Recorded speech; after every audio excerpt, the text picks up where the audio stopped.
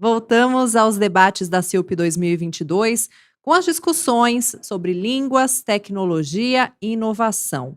Eu já vou deixar algumas questões aqui para esse próximo painel.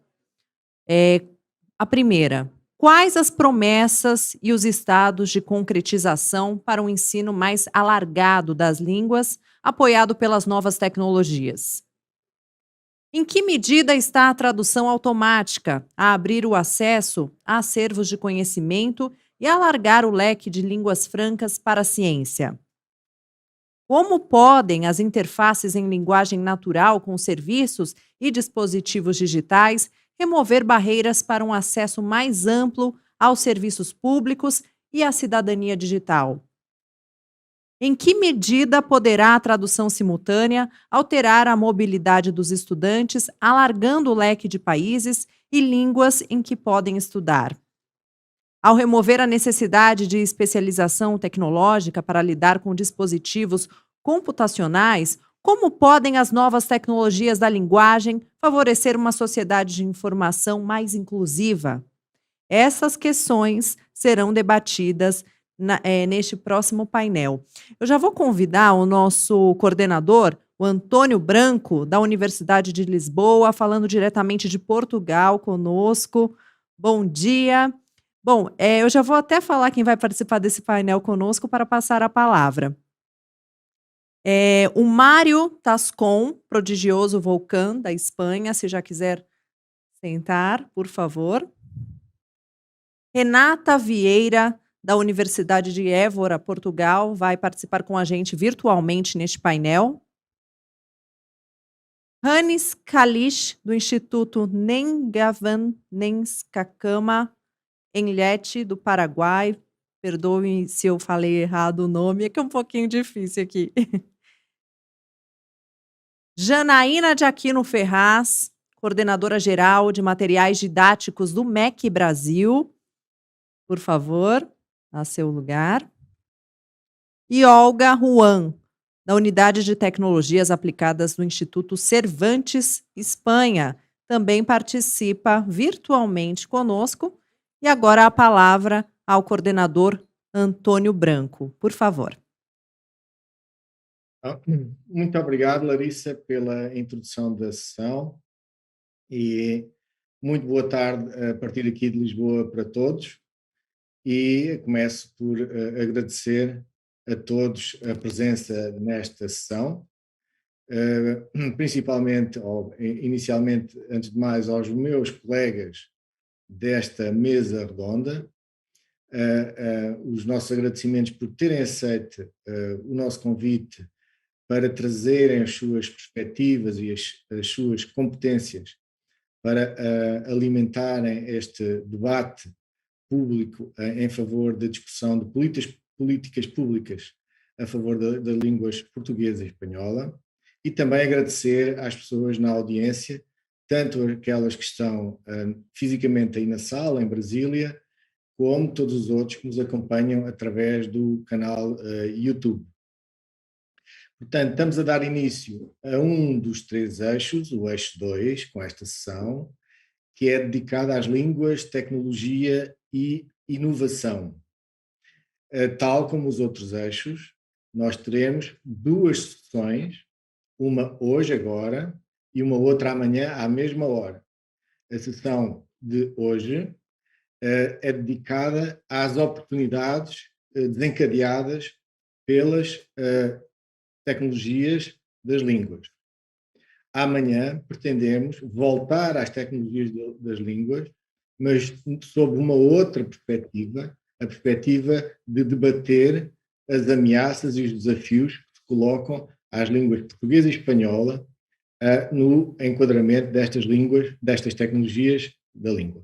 Portanto, hoje procuramos começar de forma positiva, olhando para aquilo de bom e de promissor que estas tecnologias nos podem trazer, deixando para amanhã um tom talvez um pouquinho mais preocupado acerca daquilo que poderemos fazer para mitigar eventuais desafios e ameaças. Deixem-me começar, antes de dar a palavra ao primeiro orador aqui na mesa, fazer uma brevíssima introdução à temática do nosso eixo. Então, o que nos traz aqui são as tecnologias da língua e, acima de tudo, o choque tecnológico que elas representam ou que elas trazem para as línguas naturais e, no caso concreto aqui, para as línguas portuguesa e espanhola. Nós tendemos a esquecer com facilidade que as línguas naturais, o português, o francês, o inglês, o espanhol, o swahili e todas as outras cerca de 7.000 que existem no globo, tendemos a esquecer que as línguas têm sido sujeitas ao longo da história a diversos choques tecnológicos. Por exemplo, o primeiro que nos ocorre, o próprio advento da escrita, o advento da imprensa mecânica e vários outros têm representado importantes choques tecnológicos, e esses choques tecnológicos têm determinado a forma como as línguas, em face desses choques tecnológicos, têm umas se extinguido, outras encontrado oportunidades para melhor se promoverem, tudo dependendo das circunstâncias históricas em que elas se encontravam a quando desses eventos. Com a era digital, nós enfrentamos novamente esses desafios, as várias línguas, todas elas enfrentam esses desafios, e aquilo que há uns anos atrás, digamos, há uma década atrás, eram promessas que eram acalentadas e eram perspectivadas pelos especialistas, pelos investigadores científicos, no que diz respeito às tecnologias da língua, hoje em dia são realidades com que nós já lidamos no nosso dia-a-dia. Estou a falar, por exemplo, da tradução automática, cuja qualidade está cada vez melhor. Estou a falar dos agentes conversacionais. Estou a falar da transcrição de fala, da legendagem automática, da análise de sentimentos e tantas outras coisas. Muitas vezes são tecnologias que estão embebidas debaixo de outras aplicações e de outros serviços que nós não identificamos ou não damos por elas como sendo tecnologias de processamento da linguagem. E, portanto, é disto que nós vamos falar hoje, e estamos especialmente interessados, para não usar a palavra preocupado, mas estamos interessados nos eventuais efeitos assimétricos que este choque tecnológico possa ter sobre as línguas, em particular sobre aquelas duas que nos interessam aqui hoje, e sobre os impactos que pode ter, no futuro próximo e mais distante, sobre as diferentes circunstâncias de utilização e circulação que cada uma dessas línguas vai encontrar. Nós sabemos que as línguas espanhola e portuguesa têm uma origem comum e têm ambas uma projeção global, isso já foi várias vezes sublinhado desde ontem aqui na conferência, e a pergunta que nos move então é: quais são as circunstâncias em que atualmente estas duas línguas enfrentam o impacto desta revolução científica e tecnológica? E com esta pequena introdução, para motivar a temática da nossa mesa redonda hoje, eu vou então passar a palavra ao primeiro colega orador, que vai ser o Mário Tascón. O Mário Tascón é, antes de mais, julgo eu que posso dizer que é um jornalista. Ele é o sócio-diretor de uma empresa, a Prodigioso Volcan, que é uma companhia de consultoria estratégica para o desenho e a concepção de novos mídia e de empresas, neles baseada. É um jornalista que é especializado nos mídias digitais e nas redes sociais, com larga investigação e trabalho nessa temática. Ele encabeçou a transformação digital de um dos mais conhecidos jornais de Espanha, o El Mundo, seguindo depois, de 2000 a 2008, para a posição de diretor-geral da área digital do Grupo Prisa da Espanha, que detém títulos como o El País, da Cadena SER e vários outros.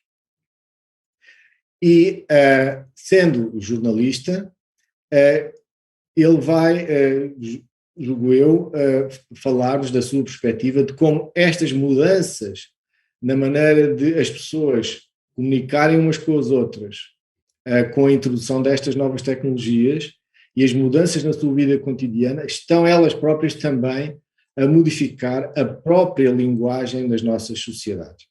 Sem mais delongas, passo então a palavra ao Mário Tascón, agradecendo-lhe mais uma vez a sua presença e a sua contribución. Mario, por favor. Muy buenos días a todos, buen día, muchísimas gracias por invitarme y efectivamente, yo si les parece voy a hacer un recorrido rápido por algunos de los cambios que las nuevas tecnologías nos han... que falamos español, como que vocês que falan portugués, ¿no? Y hay muchos cambios que vienen de la mano de las nuevas tecnologías que son transversales. En una frase de un pensador español, los periodistas, los comunicadores pensábamos antes de la revolución digital que la gente quería escucharnos, pero realmente lo que hemos descubierto es que la gente lo que quería es hablar, la gente lo que quería es falar. Yo creo que esta es una enseñanza de estos años que también tenemos otras, ¿no? No solo nos comunicamos con una única pantalla, cuando pensábamos que nos comunicábamos con la computadora, los móviles de repente han aparecido y llevan ahora mismo posiblemente el 70% de las comunicaciones son pantallas pequeñas, como las que tendrán ustedes ahora. Además de estas comunicaciones en diferentes pantallas, y si esto, a ver, si me va bien el pase ahí. Bueno, no solamente escribimos, sino que nos comunicamos. Cualquiera hoy día tiene capacidades de comunicación multimedia. O sea, lo que antes un botón lanzaba una tecla, hoy un botón puede lanzar toda una cadena de comandos, puede lanzar un vídeo, puede lanzar o podemos preparar cosas bastante más complejas. Las herramientas, por supuesto, han cambiado, como he dicho. No solamente teníamos esas máquinas de escribir que, aunque se parezcan los teclados a los ordenadores, no son lo mismo, aunque la mente humana nos lo parece. Por otra parte, las audiencias hoy sí que realmente son globales, las audiencias son completamente globales. Hoy sí que estos idiomas que hablamos nosotros circulan a una velocidad y los cambios que realizan en el idioma en Argentina, los españoles no tenemos que esperar meses a verlos en los periódicos, a verlos en los libros, sino que los vemos de inmediato, interactuamos todo de manera global. Ya sé que les estoy contando cosas que ustedes seguro que conocen, pero quería repasar cómo, sin darnos cuenta, este entorno ha cambiado completamente. La lectura y la escritura pueden ser colaborativas. Hay veces que escribimos 4 personas a la vez el mismo documento, o que unos están trabajando el audio, otros la programación, otros el texto.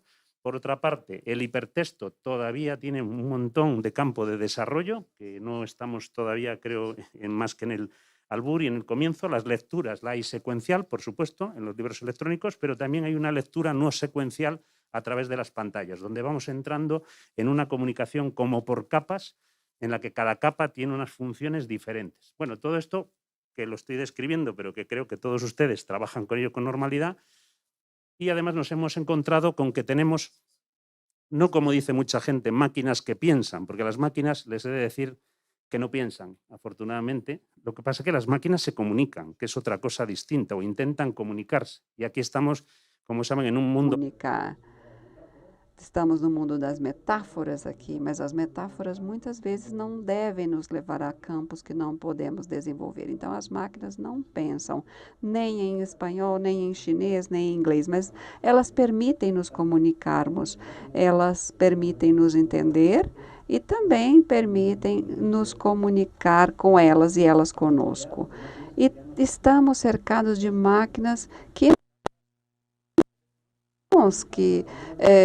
emitem, que são emitidos para nós. Então, e também elas podem criar pequenas peças criativas. Um gerador de contos, por exemplo, existe, ele gera contos ou relatos de forma automática. Aqui é um pequeno exercício que eu mostro para vocês, que utiliza corpos diversos e uma máquina com inteligência artificial é levada aí para produzir, inclusive, voz de uma forma melhor do que as máquinas tradicionais. Aqui temos um outro sistema com algoritmos que permite analisar se a linguagem é clara ou obscura, a linguagem das páginas web, e de forma simples ainda não tão eficaz, mas ajuda na análise massiva de páginas, por exemplo, da administração pública. Isso permite uma identificação mais rápida. Os gestores e administradores dessas páginas têm um projeto de análise por lotes para essas páginas do Estado.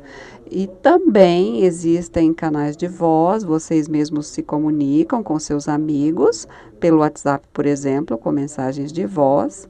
Os diálogos são assíncronos, não são comunicações como fazíamos antes por telefone. O telefone cada vez é menos utilizado para falar de forma direta, e usamos o telefone hoje em dia mais para escrever e enviar mensagens que são devolvidos depois num modelo totalmente diferente do telefone de antes. A escrita digital, ela tem se modificado, ela tem reflexos da oralidade, ela entra de forma massiva na sociedade, vocês conhecem bem os emoticons e os emojis. Isso por falar dos idiomas minoritários. Há muitos países que utilizam muito essas línguas icônicas e mantém muita comunicação informal em várias línguas do mundo. Então, isso é muito universal. A maioria utiliza esses emojis e, além disso, muitas pessoas defendem que isso é um assunto não somente popular e que destrui o idioma. Isso introduz também elementos emocionais que antes eram difíceis de descrever a partir do texto. Os emojis respondem a características da comunicação humana a partir de faces e emoções que ninguém perguntaria para nós se nós utilizarmos quando expressamos essas manifestações de riso, etc. Então, avançamos nessa linguagem inclusiva, as coisas vão avançando, temos agora imagens de homens, mulheres, temos cada vez mais elementos de gênero neste ambiente. Mas eu não quero falar só disso, aqui seria todo um universo, mas eu quero falar também da quantidade que existe. As pessoas não comunicam somente por textos, elas estão inventando novas formas de comunicar. Depois dos emojis, vieram os GIFs. Então, qualquer pessoa constrói pequenas peças de multimeios a partir dos GIFs. Por exemplo, aqui, dizem que os emojis enriquecem a linguagem. E já misturamos aí uma reação, um vídeo que responde uma imagem.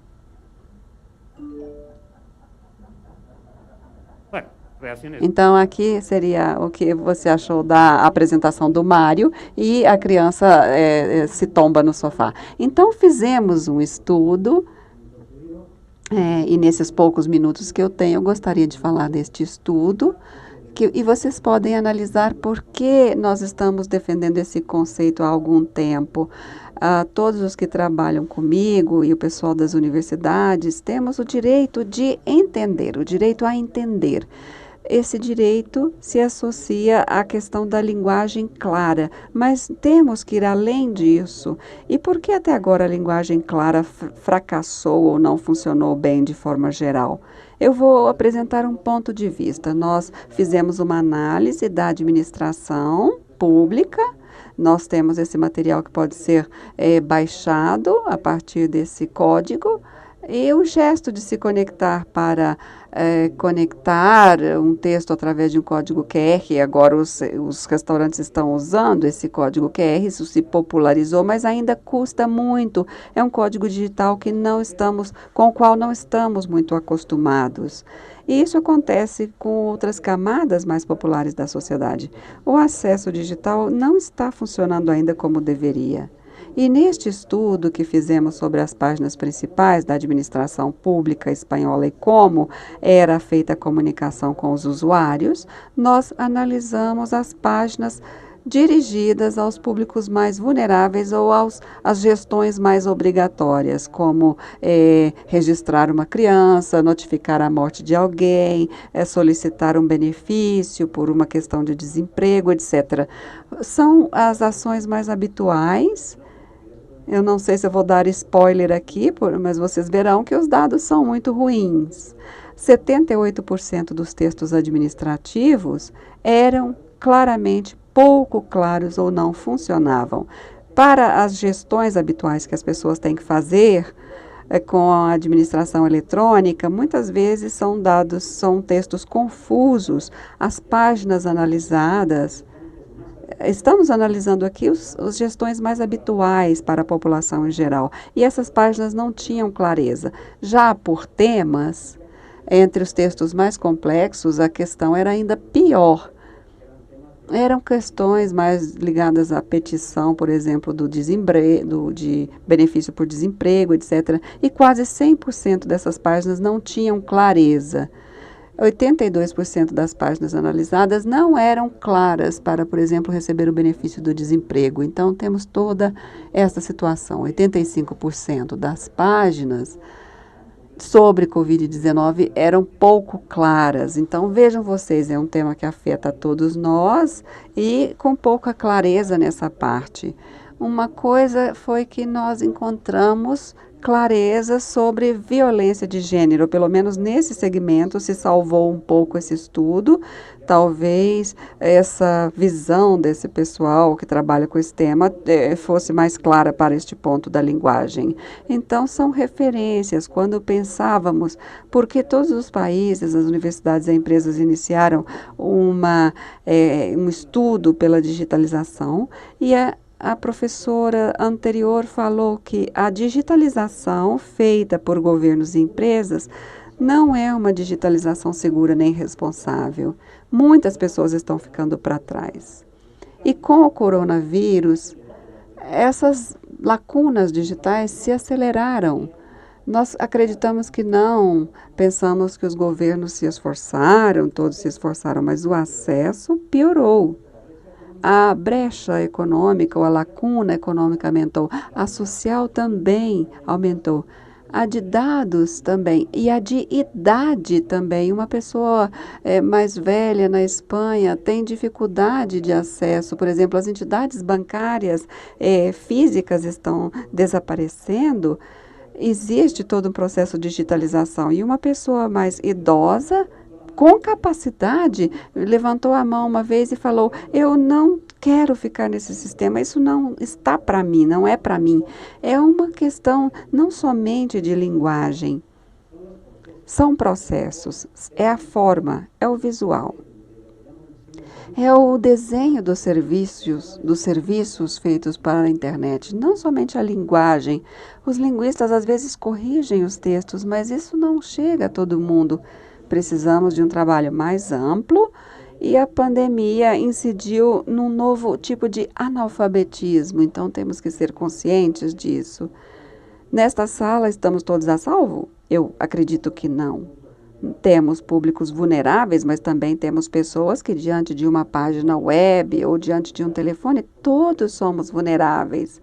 Vocês têm que tomar decisões importantes neste equipamento. Muitas vezes têm que pedir ajuda para os filhos, têm que inscrever o filho numa escola, etc. Estão em máquinas que não conhecemos muito bem e queremos entender melhor isso. Então, não estamos fazendo corretamente isso no mundo digital, ainda não temos um acesso correto. Então, o analfabetismo cresce nessa população vulnerável. Os primeiros dados publicados sobre pessoas vulneráveis é ainda maior, ele cresceu na Espanha. Entre os jovens também passamos de 8% para 13% durante a pandemia, para que tenham ideia de um dos muitos dados que temos. 1 de cada 4 pessoas na Espanha não tem as competências digitais básicas. Então, como as fake news não vão proliferar neste ambiente, se não temos as competências básicas? 1 de cada 4 pessoas, 16 milhões de espanhóis não têm competências básicas para trabalhar nesse mundo digital e se locomover nesse mundo digital. Então, eu falei das páginas web e da vulnerabilidade e como podemos resolver isso? Assumindo compromissos e programas de linguagem clara, mas não só isso, não somente linguagem clara, ou comunicação clara. O conceito tem que ser mais amplo. Alguns professores aqui falaram que esse trabalho é multidisciplinar.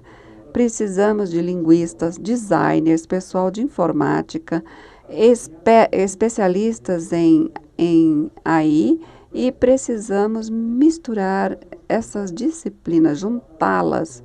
Temos que trabalhar com outros modelos. Estivemos sempre de costas, muitas vezes nas academias, nas empresas e na administração pública, estivemos de costas para essa universalidade. Então, para não ficar ninguém para trás, precisamos trabalhar com esses conceitos de comunicação clara, incluindo visões mais amplas e fazendo que essa digitalização seja responsável, acessível e que ninguém fique para trás nesse caminho. Esse é um problema que eu gostaria de destacar para todos vocês. Muito obrigado.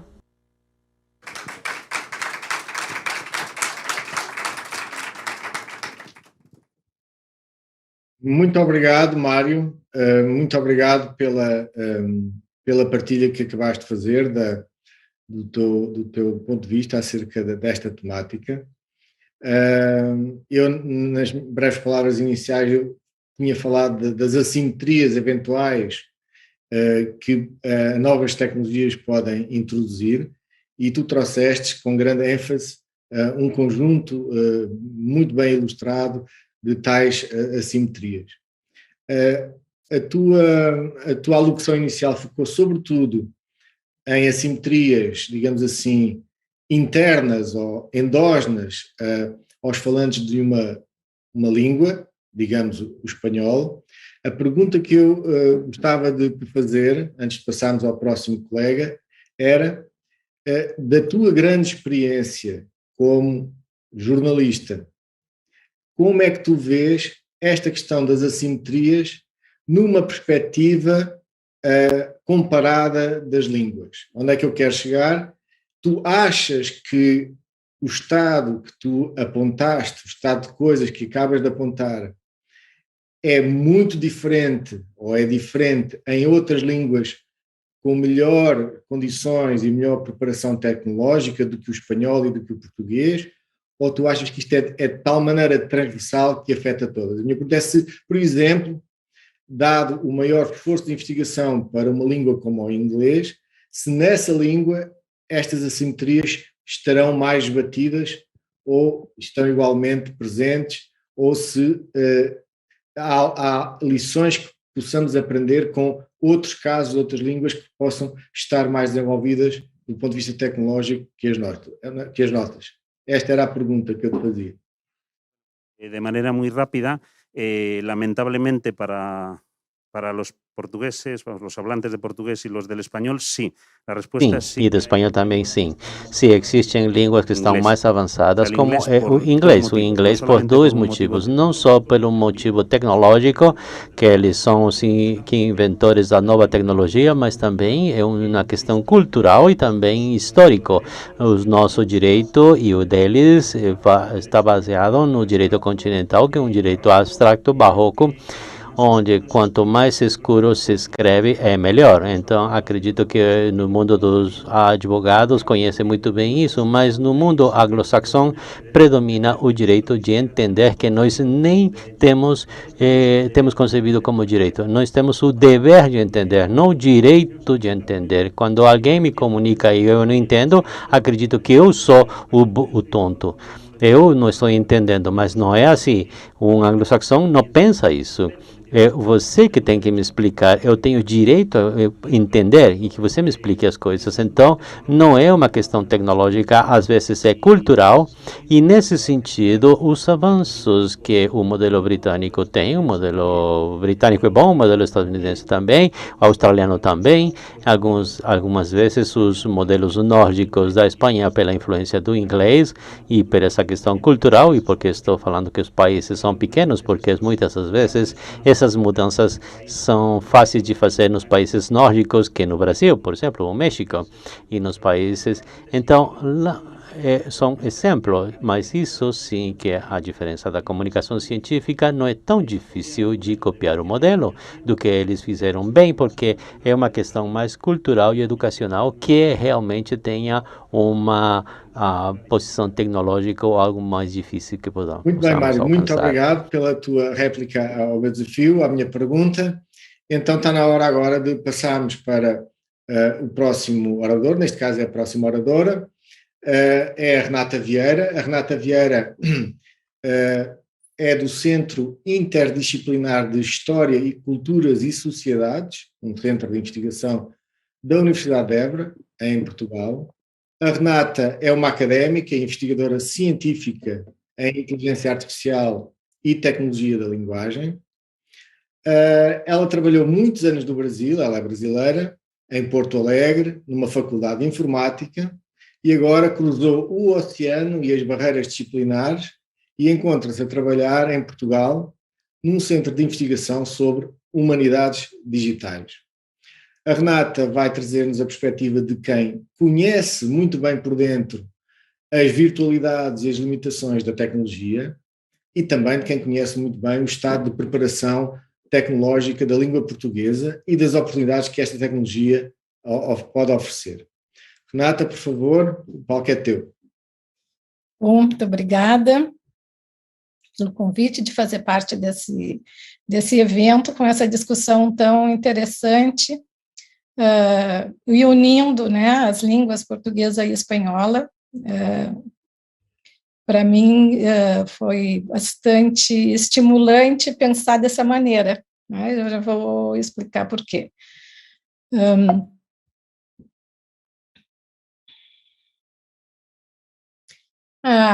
Bom, a importância dessa união, né? Inclusive considerando as tecnologias das línguas. Até agora nós escutamos muitas falas sobre a importância dessa união, mas ela também é uma união importante se a gente pensar na tecnologia. Pela questão dos tradutores, a busca de informação, sistemas de perguntas e respostas, todas essas coisas que o nosso apresentador anterior comentou. E eu vou falar também de dois enfoques aqui, o plurilinguismo e a transdisciplinaridade. O plurilinguismo, eu vi que é um termo que está sendo adotado, né? A minha apresentação inicial até falava multilinguismo e eu passei para o plurilinguismo. Eu não estou conseguindo passar os slides.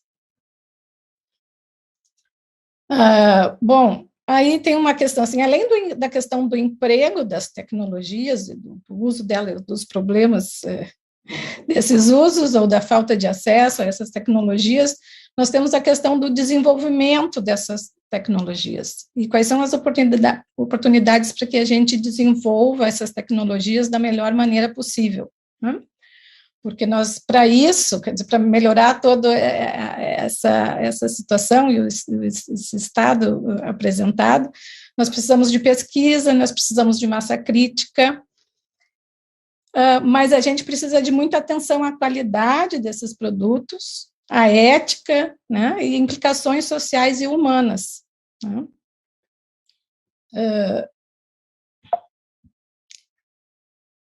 E a questão do multilinguismo e do plurilinguismo,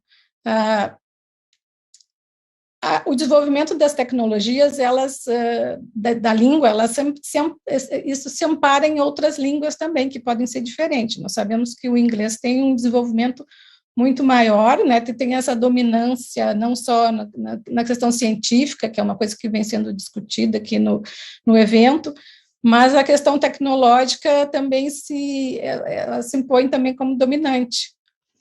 E muitas das coisas que são desenvolvidas, então, no contexto da língua inglesa, claro, são aproveitadas e reaproveitadas para a gente desenvolver coisas de outras línguas, como espanhol e português, mas nem tudo. Então, a gente precisa também olhar para a língua específica quando a gente quer desenvolver uma tecnologia para aquela língua e de qualidade.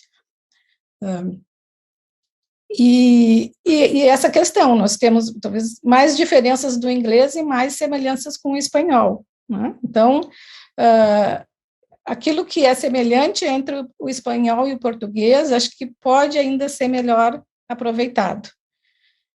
Eu tenho participado da comunidade, né, ligada ao desenvolvimento tecnológico do português. Existe também a comunidade ligada ao desenvolvimento tecnológico do espanhol, mas eu não vi nunca essas duas comunidades atuando muito de forma próxima, né, muito colaborativamente. Nós temos, isso aqui são os nomes dos eventos, né, o Propor e o CEPLN, e eu acho que essa junção foi, assim, depois do convite, que eu fiquei pensando por que nós não fizemos ainda um evento que unisse o Propor e o CEPLN para reaproveitar as coisas que podem ser reaproveitadas de uma língua para outra, né? E a gente pode, com isso, acelerar o desenvolvimento. E do ponto de vista da transdisciplinaridade, talvez a gente tenha duas áreas mais evidentes, que são a computação e a linguística, mas a gente, para todos esses desafios que estão colocados aí, a gente precisa de muitas outras, a gente tem que ampliar muito essa discussão, né?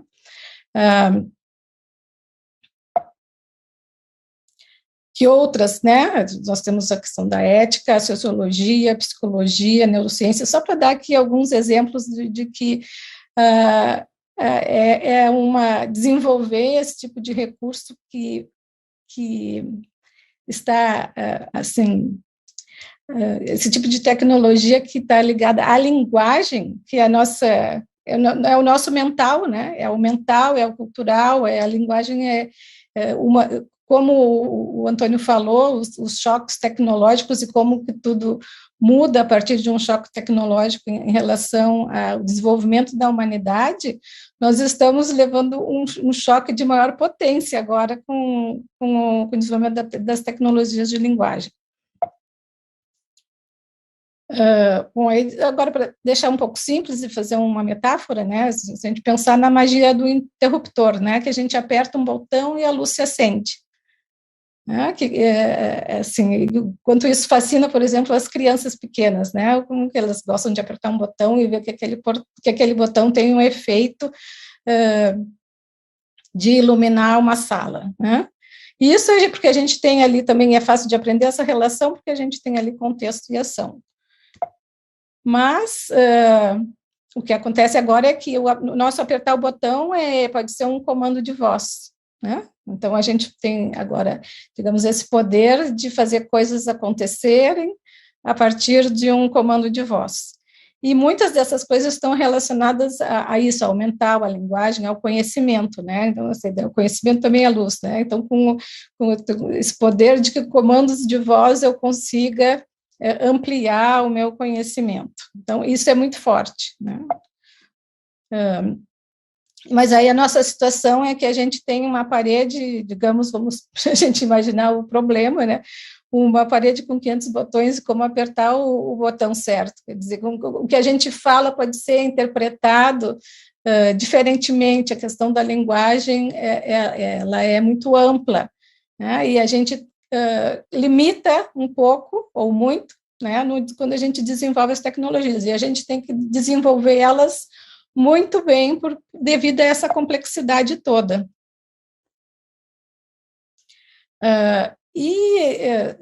Tem essa questão, né, de o que está por trás disso também, quando a gente atinge esse poder de conseguir, por comandos de voz, realizar tantas coisas, né, ou quando a gente tem serviços que colocam uma camada de relacionamento com as pessoas e usam para isso um bot, né? Às vezes se ilude o interlocutor como se ele estivesse de frente a uma interação humana, né? E isso é uma coisa também muito profunda, muito séria, essa questão do conceito de consciência. Quando a gente está interagindo com uma consciência ou a gente está apertando um botão para fazer alguma coisa, né? Então, são questões muito complexas, que, então, estão muito além da computação e da linguística, né? A gente tem a questão social, cultural, psicológica, e essa questão também de cognição e consciência. E é importante também que as pessoas, o cidadão, comum, digamos assim, não do cientista, não apenas do cientista, o cidadão comum, ele tem que ter noção de coisas bastante profundas para que ele possa ter uma boa interação, né? Aí, a questão ainda do envolvimento das crianças, né? Então, a gente tem, assim, eu trouxe de uma leitura que eu li aqui, em outubro de 2021, essa questão da interação com o público infantil por esses aparelhos de comandos por voz, né? Então, tem o modo criança, né? Então, eu posso dar comandos comuns, como abrir turma da Mônica, ou eu posso pedir coisas assim que estão mais relacionadas até com a oralidade e com o emocional, a questão da criança que gosta de ouvir histórias, e ele tem ali uma opção, me conte uma historinha. Então, essa relação começa a se fazer também, né, com o robô, digamos assim. Então, as oportunidades, né, que a gente tem para melhorar a qualidade tecnológica com impacto social positivo, né, primeiramente, elas têm, o desenvolvimento das tecnologias, elas têm um papel muito importante na economia, né, que deve estar a par com outros setores como a robótica, a informática, a inteligência artificial. Elas têm impacto no desenvolvimento da espécie humana, como espécie, como evolução da espécie, é uma coisa bastante, assim, importante, essa noção, né? Os recursos, né, digamos que a gente pensar espanhol e português, eles ainda são escassos, né? A união é importante, né? E essa qualidade que é tão complexa, ela é realmente essencial, né? E a gente tem, então, a importância da visão transdisciplinar, como oportunidade a gente tem, tanto nos países de língua espanhola, países de língua portuguesa, um grande desenvolvimento nessas outras áreas humanas, que devem fazer parte dessa discussão do desenvolvimento da tecnologia de linguagem, né, porque ela tem impacto na educação, os serviços, a gente quer uma informação inclusiva, e não é a computação sozinha que vai fazer isso, né, não é a computação e linguística sozinha que vão fazer isso.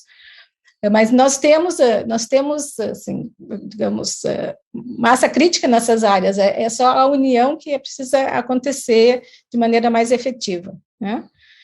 Não apenas a visão, então, do uso dessas tecnologias, mas a gente precisa de ter uma visão da importância do desenvolvimento dessas tecnologias.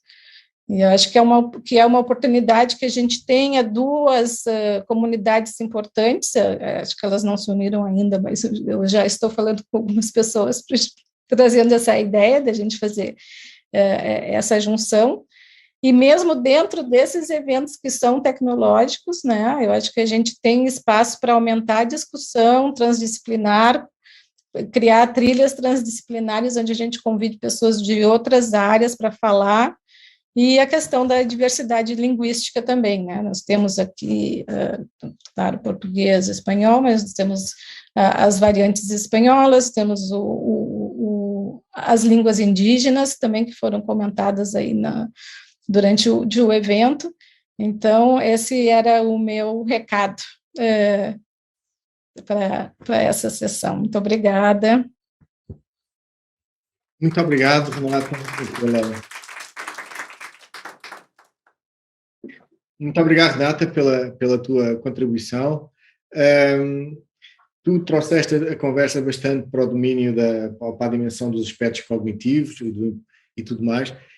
Eu iria agora colocar-te uma questão, tentando trazer um bocadinho a questão um pouco mais para o lado dos impactos societais.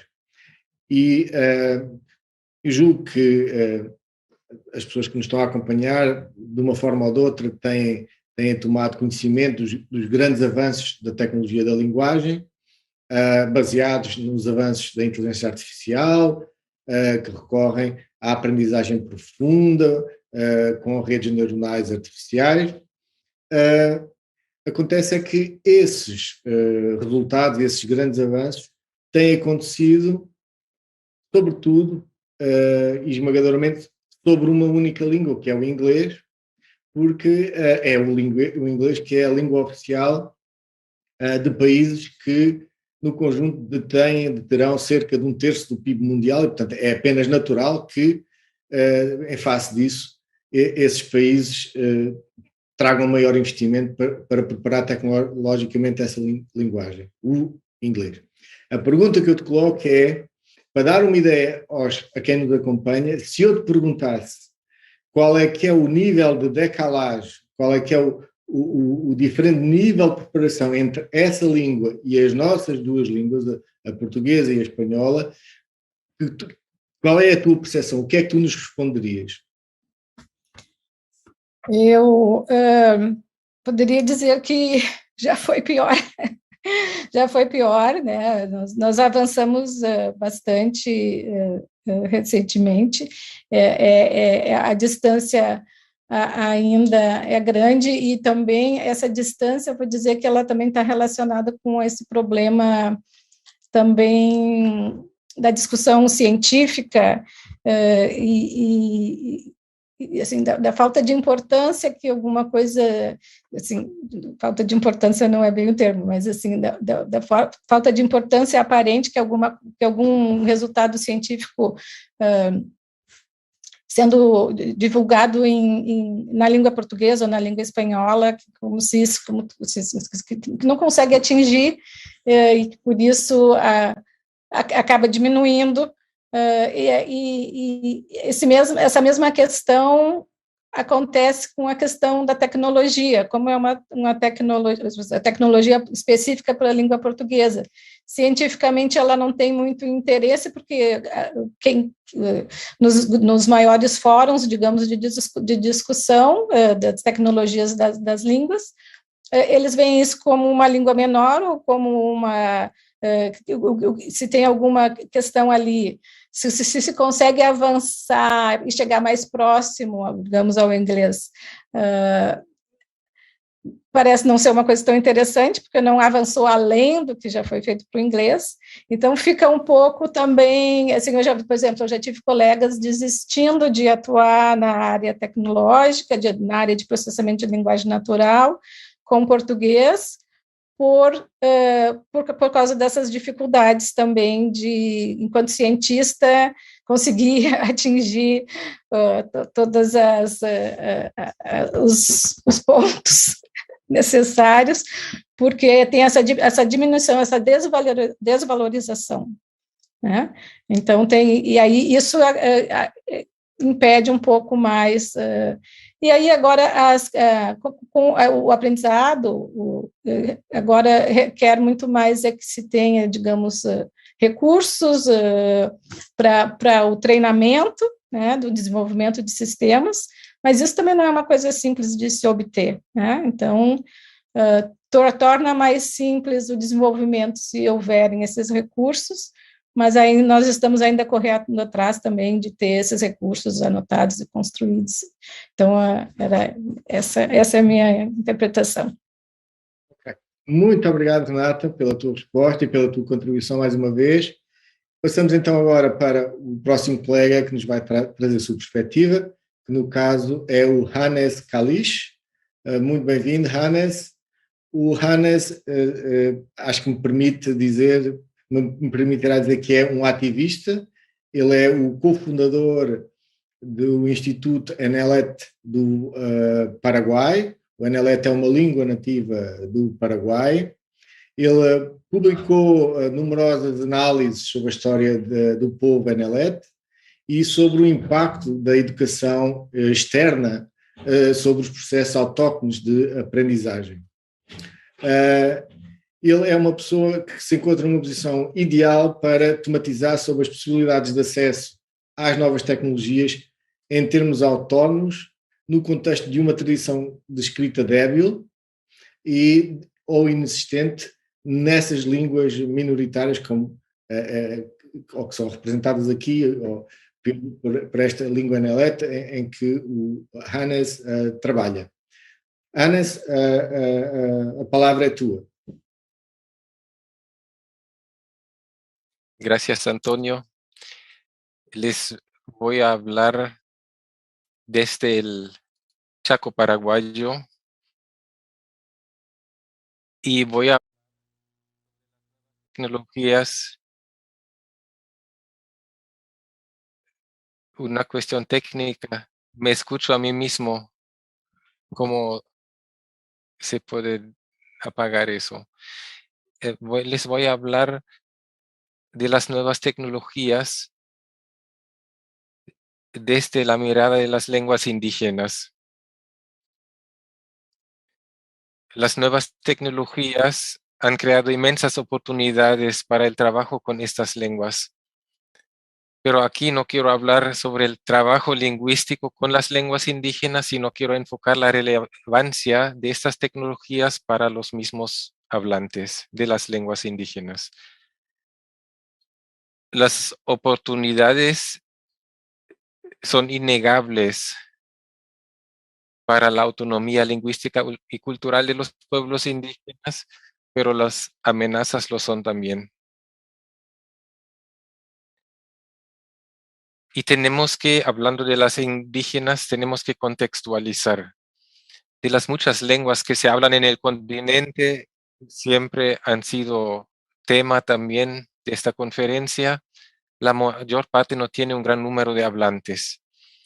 En mi región, en el Chaco paraguayo, se hablan 13 lenguas autóctonas que tienen entre 10.000 y una hablante.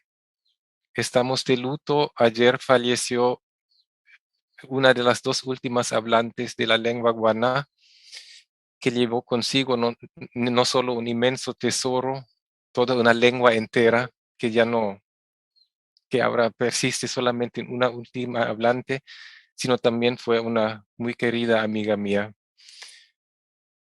El pequeño número de hablantes hace que todos estos temas de los cuales, por ejemplo, Renata habló, no son adaptables a estas lenguas. Si ni el castellano y el portugués están con las oportunidades óptimas. Y conocemos las razones, ¿no? El gran esfuerzo tecnológico y de mano de obra que eso implica, adaptar estas nuevas tecnologías a una lengua, hace imposible que se haga para una lengua con 10.000 hablantes, sino ni es posible para el castellano con casi 1.000 millones de hablantes. Pero hay otra cuestión fundamental.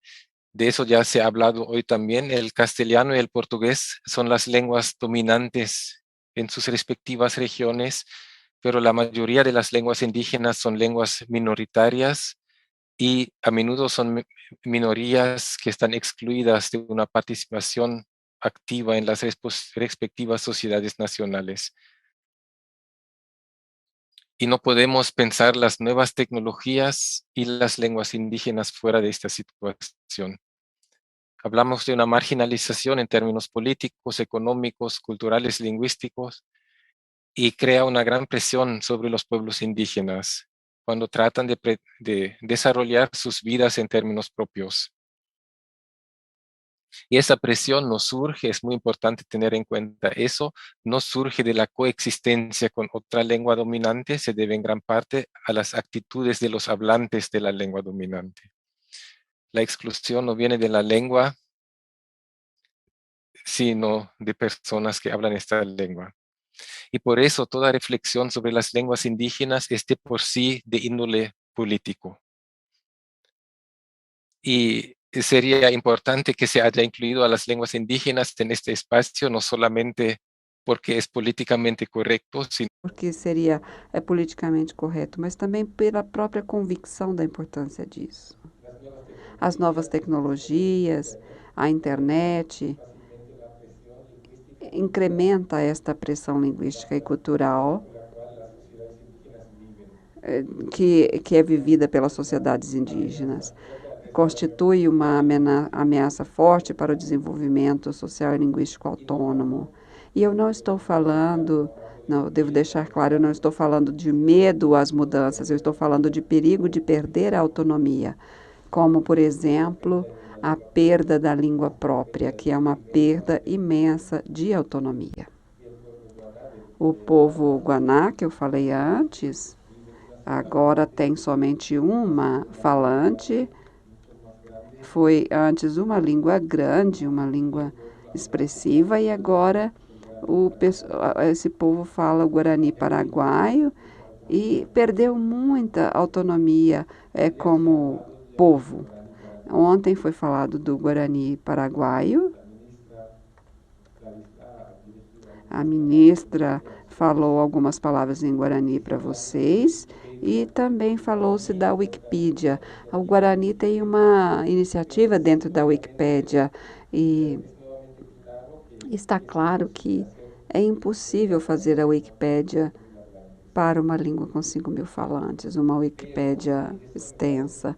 Mas isso me parece muito importante, é um ponto importante.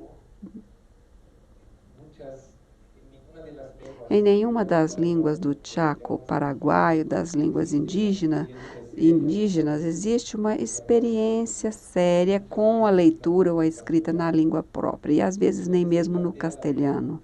Então, surge a pergunta, até que grau podemos pensar um uso ativo dos dispositivos digitais, sem lectoescritura, que chega a ser mais um consumo de conceitos e práticas externas? Essa é uma pergunta muito básica também para o castelhano ou português, é uma pergunta que está posta também para as línguas indígenas, é uma pergunta existencial.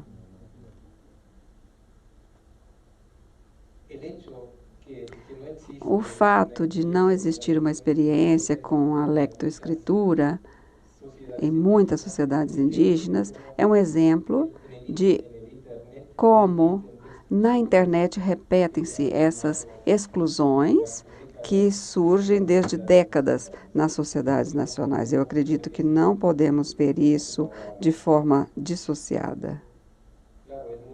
O mundo digital tem ferramentas que são geniais, mas são sempre ferramentas que foram concebidas a partir de uma ausência das culturas, das línguas e das sociedades concebidas. Ontem nós ouvimos que muitas comunidades indígenas não possuem ainda acesso à internet. Na minha região existe um acesso ou uma possibilidade de acesso muito grande. E também existem muitas experiências em relação à internet com celulares também de sistema touch.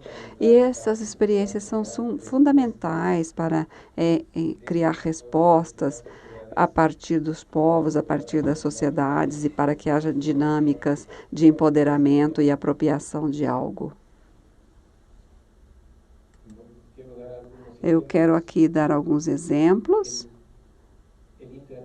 A internet facilita muito a comunicação, tanto entre as comunidades como também entre os povos. Por exemplo, os povos do território que eu vivo usam grupos de WhatsApp para compartilhar informações que antes eram impossíveis de serem compartilhadas, e eles fazem isso nas suas línguas.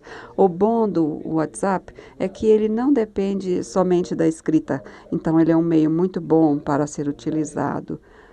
Numa das comunidades existe uma rádio FM comunitária e ali criaram um app para telefones. Então as pessoas podem agora participar desta FM e isso cria uma nova dimensão, uma nova dinâmica comunicativa, porque as pessoas que saem por meses para buscar trabalho externo, agora elas podem se comunicar, elas podem participar da comunicação diária da sua comunidade. Não somente ouvindo a rádio, mas também falando. No YouTube também cada vez mais surgem filmes que contam sobre a vida das sociedades indígenas em aspectos culturais, linguísticos, e são criados desta forma, são criadas experiências de vídeo e com o uso dessas ferramentas. No nosso instituto, nós instalamos uma biblioteca da memória falada,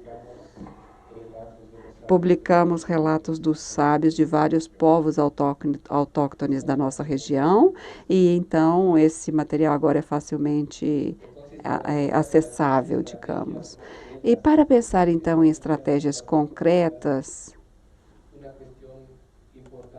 uma questão importante é pesquisar sobre as experiências concretas entre os diferentes povos indígenas e compartilhar dessas experiências, compartilhar essas experiências. Se em algum momento pensamos no desenvolvimento de plataformas que sejam menos invasivas, como WhatsApp ou YouTube, no nível americano ou ibero-americano, eu acho que seria importante, já desde o início, pensar numa formação, num desenho que inclua as línguas indígenas de alguma forma. Isso deveria ser definido em algum momento. Agora, as experiências das quais foram faladas, elas são indícios ágeis de práticas que muitas vezes são freadas por falta de recursos ou de conhecimentos técnicos. Por isso, devem ser apoiadas essas experiências. Esse apoio é mais que um manejo de projeto externo, é uma questão política. E para encerrar, eu gostaria de dizer por que isto é uma questão política. O acesso às novas tecnologias, ele se apresenta muitas vezes como interativo, como uma necessidade imprescindível para a inclusão, para o bem-estar, para o desenvolvimento e muitos outros conceitos de conotação positiva da sociedade dominante. Por exemplo, o lema acesso de todos para a internet, ele soa muito positivo, ele fala de inclusão, mas se falamos da autonomia dos povos indígenas, esse conceito que tem oportunidades inegáveis, ele também traz em si ameaças fortes. Aqui devemos esclarecer uma coisa: as sociedades minoritárias estão acostumadas a viver num contexto multicultural e multilingüe. Por isso, desenvolveram muitas habilidades de interação, por um lado, e também desenvolveram estratégias para abrigar os seus grupos. Então, não é somente pensar novas tecnologias a partir dos povos indígenas, dentro de uma perspectiva de isolamento, mas também não é simplesmente pensar como um processo de inclusão. Devemos entender isso como um processo de interação. Então, quem controla essa interação? Essa é a questão. Se é um lado apenas ou ambos os lados que interagem. Nós já acostumamos muito a pensar na interação com as minorias, pensando dentro de um processo unilateral. Por isso, se nós falamos do fomento de uma sociedade da informação mais inclusiva, devemos pensar, antes de mais nada, nos processos internos da sociedade autóctone que garantizem as suas possibilidades de protagonismo. Se pensamos na inclusão, acima de tudo, pensamos na incorporação, Cada interação da sociedade dominante com a sociedade autóctone inclui um perigo grande de submeter a sociedade autóctone a ideias dominantes. E isso seria repetir as lógicas e as dinâmicas coloniais que durante tantos séculos ficaram vigentes e que se baseiam na imposição externa e na intromissão. Por isso, não se trata de garantir somente a soberania linguística e multicultural frente aos interesses das grandes empresas multinacionais.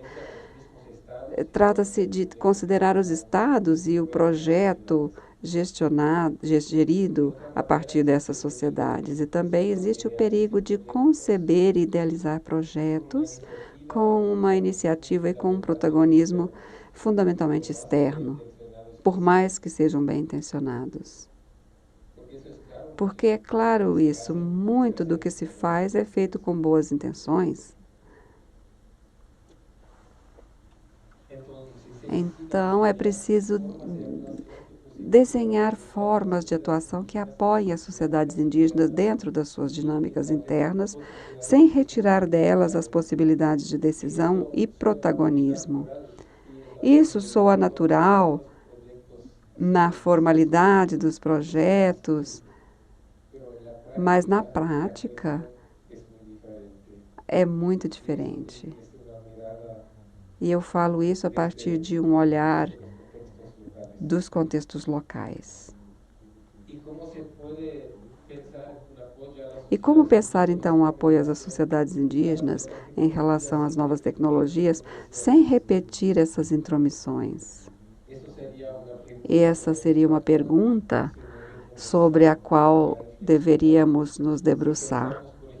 Se pensamos na relação dos meios estatais e a escola, como podemos pensar em formas de aprendizagem que não sejam dirigidas a partir do exterior e que deem protagonismo às respectivas sociedades indígenas? A educação escolar foi sempre dirigida a partir de fora das sociedades indígenas, e isso se repete também no mundo digital. Não é aproveitado esses meios digitais para apoiar as dinâmicas internas das sociedades indígenas. Muitas vezes o que se faz é o que se fez sempre, mas agora à distância. No caso da educação escolar, é um professor externo que agora fala não na escola da aldeia indígena, ele fala a partir de Assunção, por exemplo, sem que se modifique o conteúdo do que ele diz. Então, para as novas tecnologias, vemos que elas dão oportunidade de pensar novas formas de interação que possam dar maior protagonismo indígena. Mas é necessário trabalhar, refletir sobre esse potencial e também investir neste potencial. Investir nos dois lados, a partir das sociedades nacionais e dos estados e também dos próprios povos indígenas. Obrigado.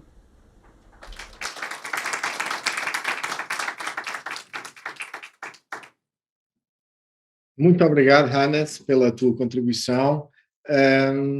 Achei toda a tua intervenção muito interessante, mas houve aqui uma passagem que retive em particular, quando tu disseste que as tecnologias aumentam a pressão e o risco para a autonomia das línguas minoritárias. E depois deste vários exemplos e elaboraste longamente sobre isso. E achei também muito interessante esta ideia de que o que é preciso é interação, mais do que isolamento ou inclusão. A minha pergunta é se as tecnologias não trazem consigo os dois lados da moeda, as ameaças, mas também as promessas e as oportunidades. Em concreto, por exemplo, e como um exemplo acabado de interação, por exemplo, a tradução automática. A tradução automática já existe de voz para voz, entre uma língua minoritária e outras línguas, permitiria essa interação Qual é a tua perspectiva sobre isto? Achas que ainda podemos usar as tecnologias e desenvolvê-las nesse sentido de elas fomentarem, as tecnologias da língua, elas fomentarem a interação desta forma mais neutra?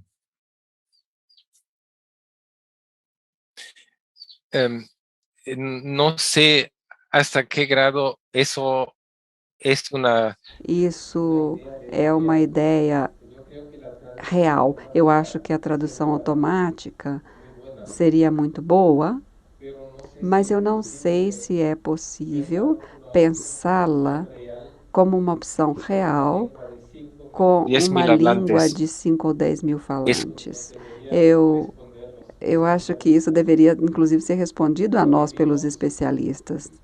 Nós vivemos em contextos, os povos indígenas vivem em contextos em que muitas coisas básicas faltam.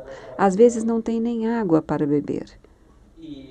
E pensando na escola que já existe há tantas décadas em muitas comunidades e que não funcionam e que produzem analfabetos mais do que aprendizes de algo. Então, essa pergunta me parece, de alguma forma, ansiosa, eu diria, precipitada. Muito bem, obrigado pela tua perspectiva e muito obrigado também pela tua contribuição mais uma vez. Estamos a ficar um bocadinho para trás no tempo, temos de passar rapidamente então para o nosso próximo colega orador, que no caso é uma colega, que é a Janaína Ferraz. A Janaína Ferraz está presente na sala, aí em Brasília. Olá, Janaína. Vou fazer uma breve introdução e vou rapidamente passar a palavra. A Janaína é coordenadora-geral de material didático da Secretaria de Educação Básica do Ministério da Educação e Ciência no Brasil.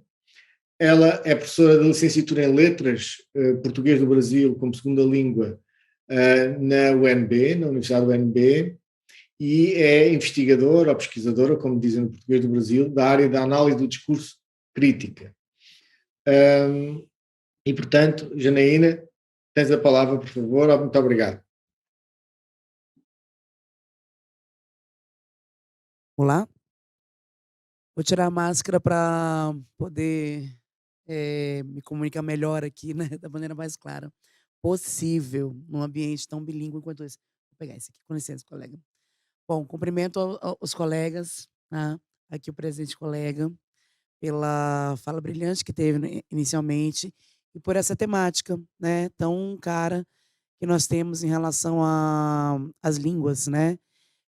Bem como eu fui apresentada, eu vou tentar convergir aqui a minha fala em uma fala institucional, né, como representante do MEC, e também como minha fala de investigadora, como linguista, né, que pesquisa línguas em contato e que como pessoa, né, também considera a relevância de nós termos caminhos comuns para chegarmos a políticas públicas que realmente favoreçam, né, uma educação, uma abordagem educacional que é plurilingüe, certo? Então, assim, vamos na minha direção aqui.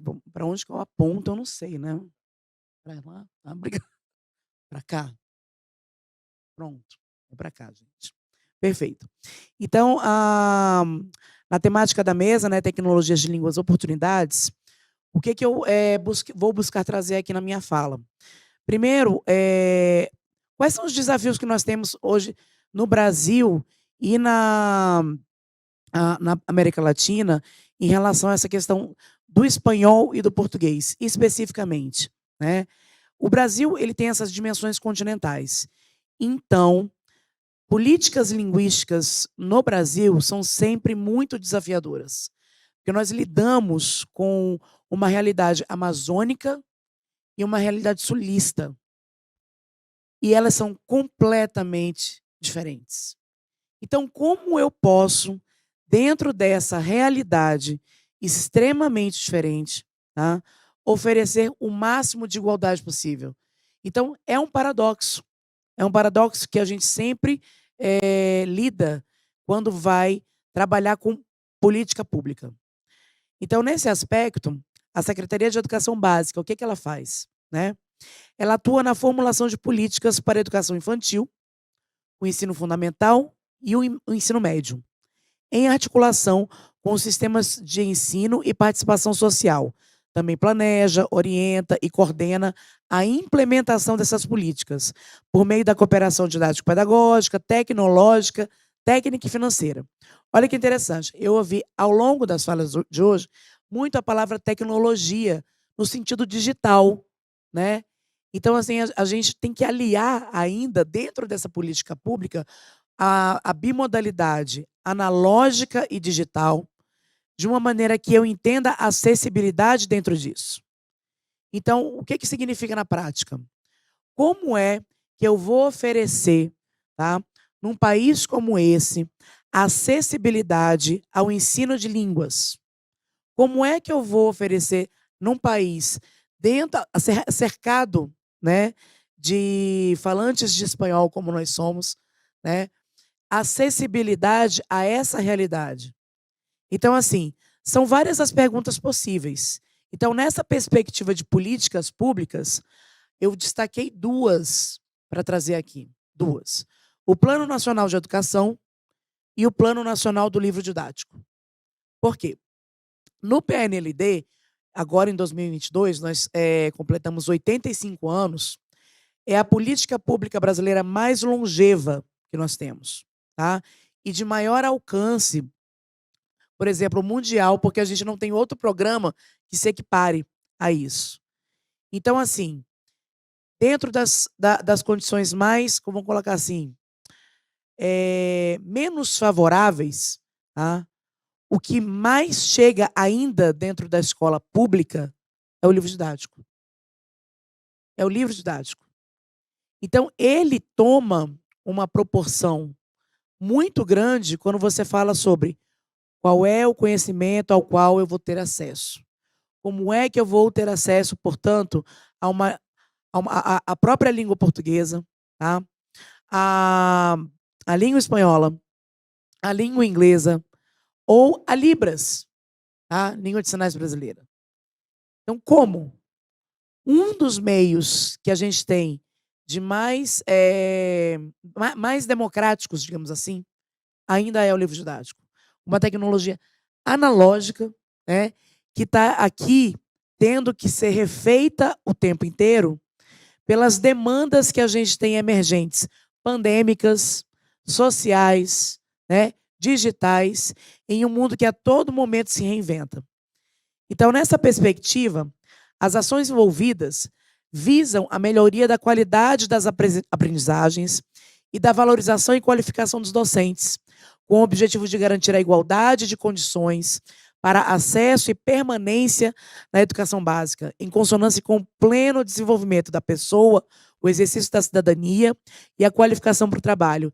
E destaco aqui imensamente, tá? Destaco mesmo a questão do conhecimento linguístico. Quanto mais você tem acesso à sua própria língua, às várias formas dela de existir, a outras línguas, tá?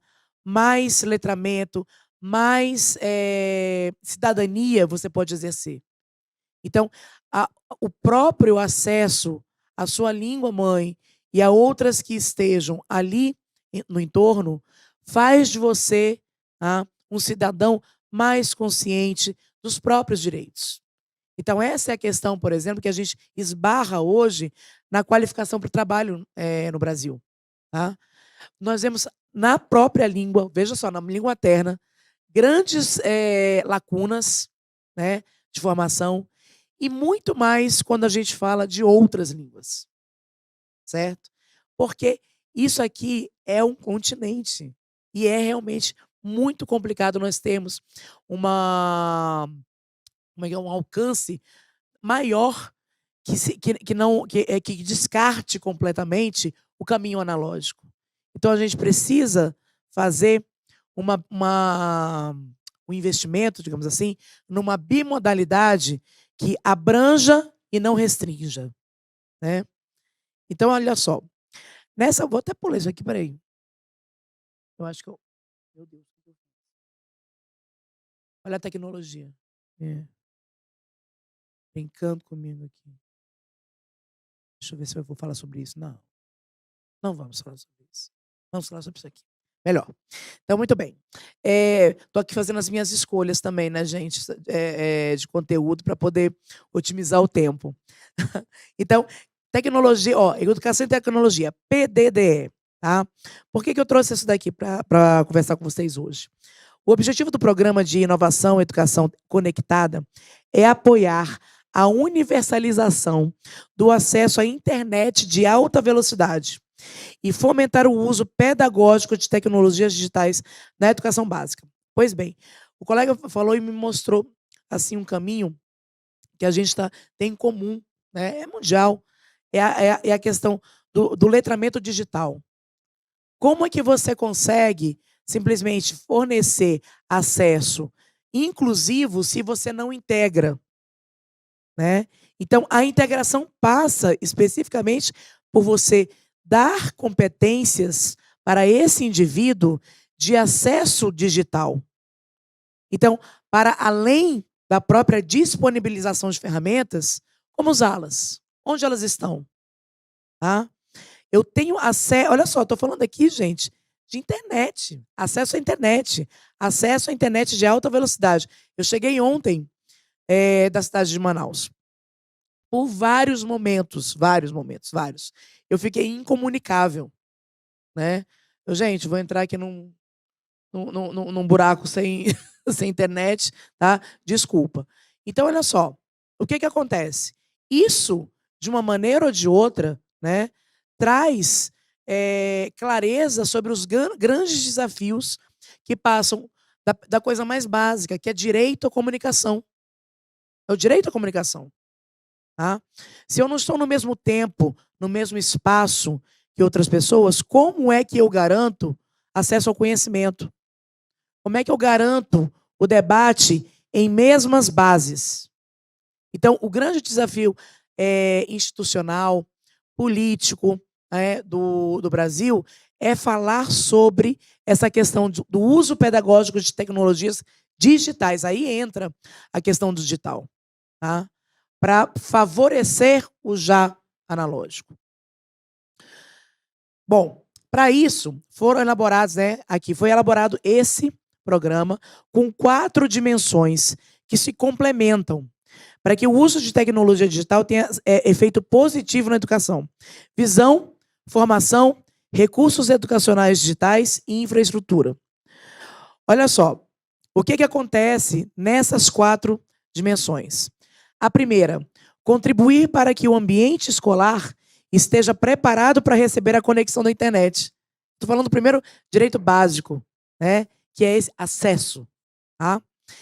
2, destinar aos professores a possibilidade de conhecer novos conteúdos educacionais. Então, sair dessa lógica de cima para baixo. Tá? Dá para quem está no chão de sala de aula a voz que lhe é devida. Eu posso escolher, eu tenho como escolher, eu vou escolher o que me é mais adequado dentro da realidade escolar em que eu estou inserido. Próximo. Proporcionar aos alunos o contato com as novas tecnologias educacionais. Então, veja bem, eu dei inicialmente um exemplo, estava em Manaus, né? Semana passada, visitei várias escolas. E aí, gente, a internet, como é que tá aqui, né? Choveu, caiu, fez sol, voltou. Nossa, ela é meteorológica, então a internet meteorológica, imagina, né? Como é que eu vou fazer frente a isso? Eu falei, então tá. Dentro no meio da ausência da internet, como é que se faz? Vocês têm acesso offline, né, no computador, esse conteúdo está aqui. A grande parte do PNLD, Plano Nacional do Nível Didático, agora está sendo desenhada para proporcionar isso, independente da meteorologia. Tá? Justamente para a gente entender que proporcionar o contato com novas tecnologias precisa funcionar tanto no online como no offline. Muito bem, deixa eu ver aqui. Essas 3 fases foram as fases de implementação do PDDE. De 2017 a 2018 foi a construção e implantação, tá, do programa. E aí, com a meta de alcançar 44%, olha, a meta era alcançar 44,6% dos alunos da educação básica. Tá? Isso é perto de 50 milhões de alunos, 44%. Para a gente ter uma noção dos números com os quais nós lidamos. Na fase de expansão, foi até o ano passado, ampliação da meta para alcançar atendimento de 85% dos alunos da educação básica. Então, também será feita aqui agora, a gente está em fase disso, da avaliação desses resultados. Por isso que eu estava olhando por aí como é que estava a situação. Então, e a fase de sustentabilidade, que agora que a gente está nessa questão de ver como que a integralização, né, do programa vai poder alcançar 100% dos alunos. Tá? Isso, gente, é uma meta, eu sei, grandiosa. Tá? A gente sabe de todos os percalços, tá? Mas mais longe já estivemos. Mais longe já estivemos. Eu sei, eu sou professora, pesquisadora, estava lá também junto com os meus orientandos em vários momentos, né?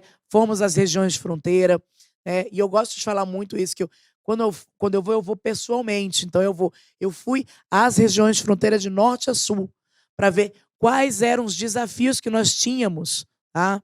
Em termos de integralização, em termos de infraestrutura, para poder proporcionar o que a gente deseja proporcionar. Continuando. Ai, meu Deus. De novo. Gente, desculpa. Então, olha só. Isso aqui é para que a gente tenha uma noção do plano que foi traçado de 2017 até 2022, tá? E aqui contemplando na visão, orienta o programa e estimula, né, os entes a planejar a inovação e tecnologia como elementos transformadores da educação. É pelo menos assim, fazer o usuário, esse aluno, entender que ele não precisa ser somente um consumidor. Ele pode ser, inclusive, um desenvolvedor de tecnologia, tá? De acordo com a própria realidade regional. Então, a gente precisa dar voz a essas pessoas que estão lá na ponta e conhecem muito bem a região em que moram, tá? E podem nos fornecer subsídios melhores para desenvolvimento de tecnologia. Na fase de formação, garantir aos profissionais que estão envolvidos. Que profissionais são esses? Os professores, coordenadores pedagógicos, direção escolar, família, num movimento que a gente integralize de fato e de direito ações que façam sentido. Recursos educacionais digitais. Eu já vou dar spoiler aqui, porque o PNLD ele tem várias fases, já vou detalhar melhor. Mas desde 2020, se eu não me engano, nós estamos num movimento muito forte de colocar dentro do PNLD recursos educacionais digitais. O que significa isso? Proporcionar ao livro didático uma versão digital, um acesso que seja remoto, principalmente agora em que nós estamos vivendo tempos pandêmicos. Isso, em termos de ensino de línguas, gente, eu não sei, é revolucionário, porque é nesse livro didático, é na educação básica que nós temos no Brasil o acesso. Sem essa educação pública, gratuita e de qualidade, grande parte, muito mais, tá? Muito mais pessoas ficariam de fora dessa equação de formação.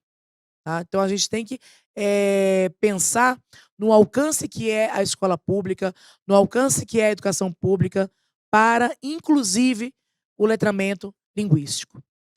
Continuando, infraestrutura é a questão da própria ampliação de acesso a esses recursos digitais. Tá? Então, o botão verde, gente. Deu certo. Continuando. Então, olha só. Por que eu trouxe especificamente essa tela aqui?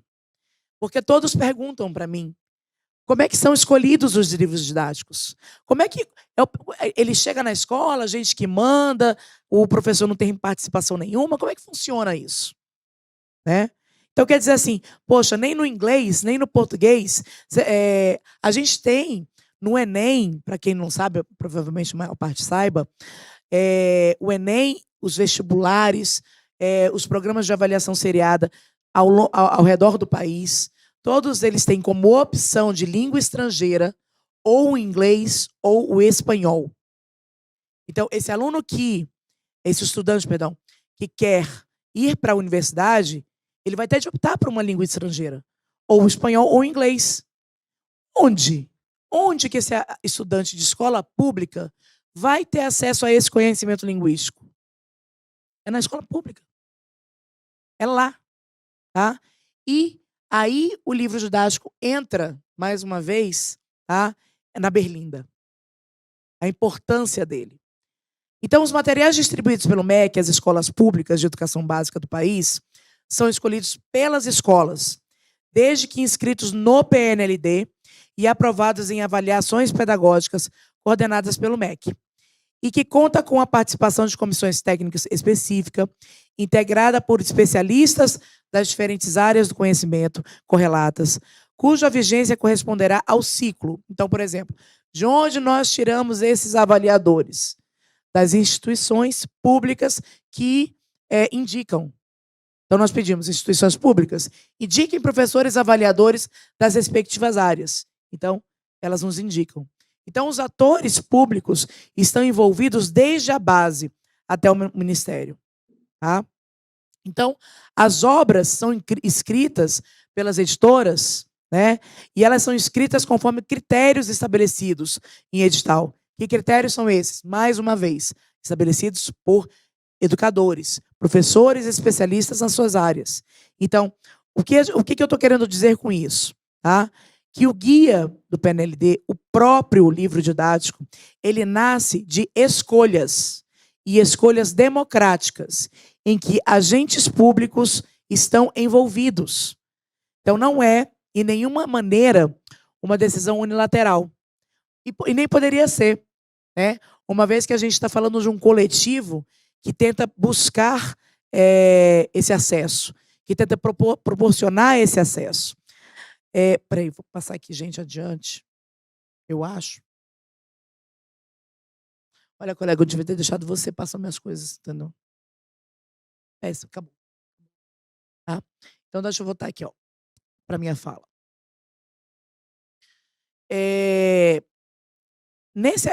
Nesse ponto, o que eu gostaria de falar com muita alegria, na realidade. Tá? Dentro do movimento de acessibilidade, de gratuidade e de importância da própria escola pública, nós estamos agora com um projeto muito ousado e de vanguarda. Né? Tá vindo aí, daqui a pouco, gente, o PNLD Libras. Entendeu? Vai ser o primeiro edital de livros didáticos, de material didático especificamente, tá? Que vai abrir mais um leque, tá? Mais uma porta linguística de acesso. Então, e agora o PNLD 24, que vai ser distribuído em 24, ele já conta com um componente de línguas fora daquele projeto integrador, por entender as especificidades e importância dessa área. Ou seja, de uma maneira ou de outra, as adequações, os ajustes estão sendo feitos em termos de políticas públicas. A gente sabe que podia estar muito melhor, podia estar maior, podia ter mais, mas mais longe já estivemos. E esse é o caminho. É isso.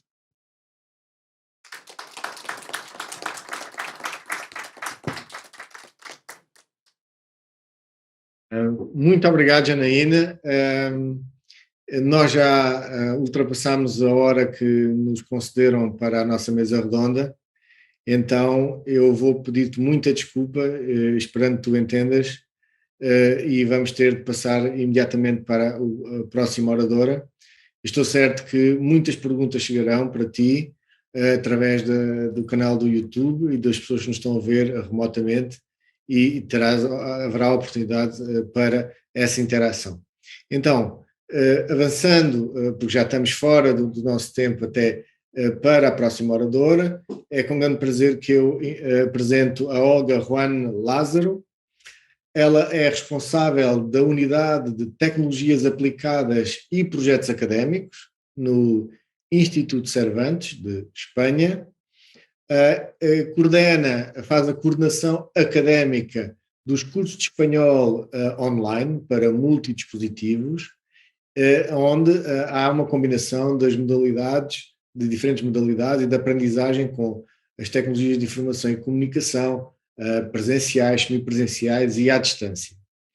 A Olga é formadora de professores no âmbito das tecnologias de informação e comunicação aplicadas ao ensino da língua espanhola como língua estrangeira, e sem mais delongas dou a palavra à Olga, agradecendo a participação dela.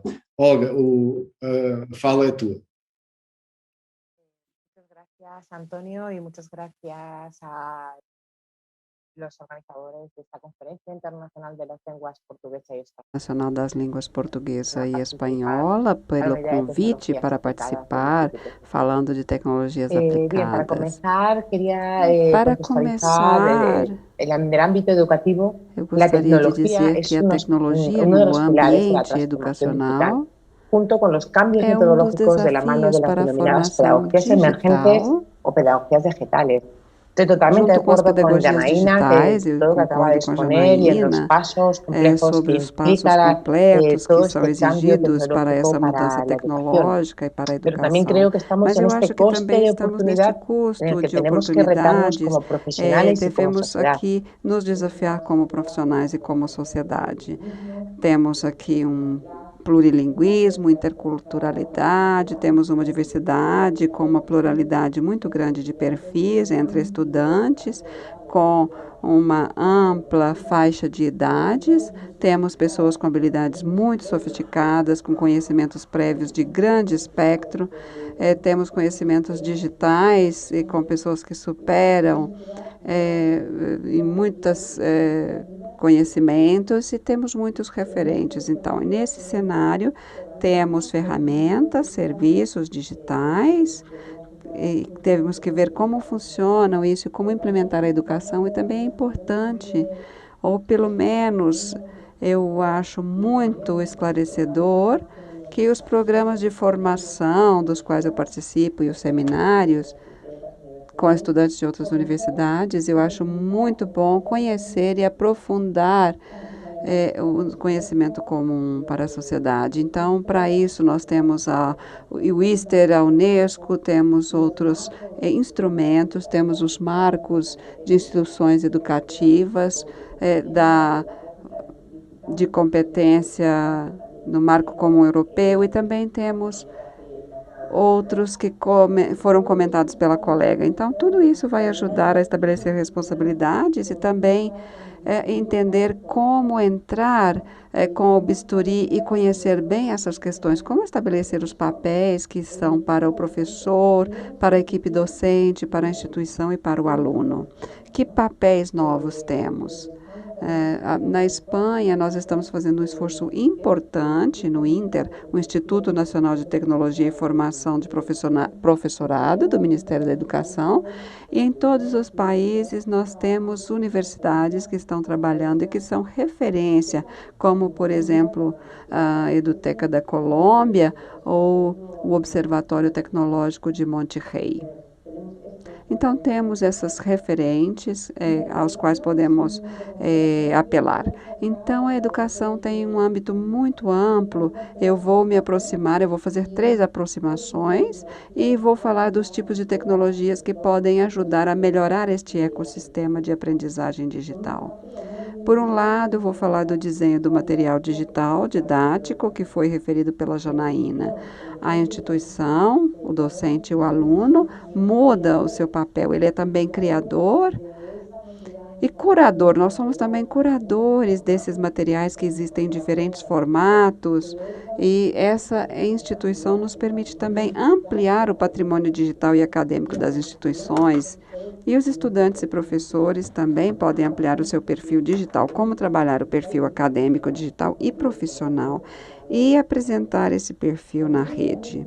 Então, aqui eu acho interessante as possibilidades que surgem, o desenvolvimento da inteligência artificial e a robótica, a linguagem corporal e a linguagem natural, tanto nas interações com as máquinas, com os sistemas orais também. Assim é como construímos, foi falado aqui, o companheiro do Paraguai falou do uso do WhatsApp, né, com as mensagens de voz, por exemplo.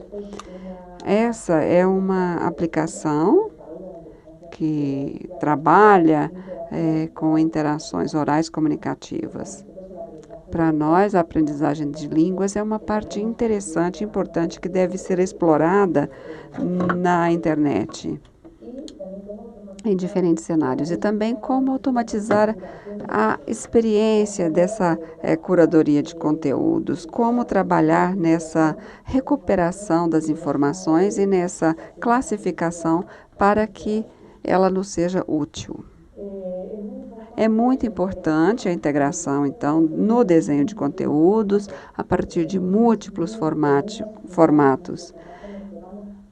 Então, vamos criando e recriando conteúdos e diferentes aproximações até chegar a esse público variado que temos e que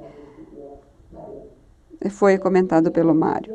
Então, os nossos materiais, neles estamos incorporando também a questão dos YouTubers, para ter conteúdos que expliquem, que façam aproximações culturais à língua e às diferentes comunidades hispânicas. Estamos trabalhando também com a ideia de fomentar uma aprendizagem estratégica nessa necessidade de desenvolver habilidades e competências ao longo de toda a vida e como podemos aproveitar esses ambientes inovadores que são abertos a partir da aprendizagem informal dentro e fora da internet, da sala de aula, para construir um programa de aprendizagem mais rico e que chegue a todos esses usuários com essa diversidade e pluralidade de necessidades, de focos, considerando o conhecimento prévio.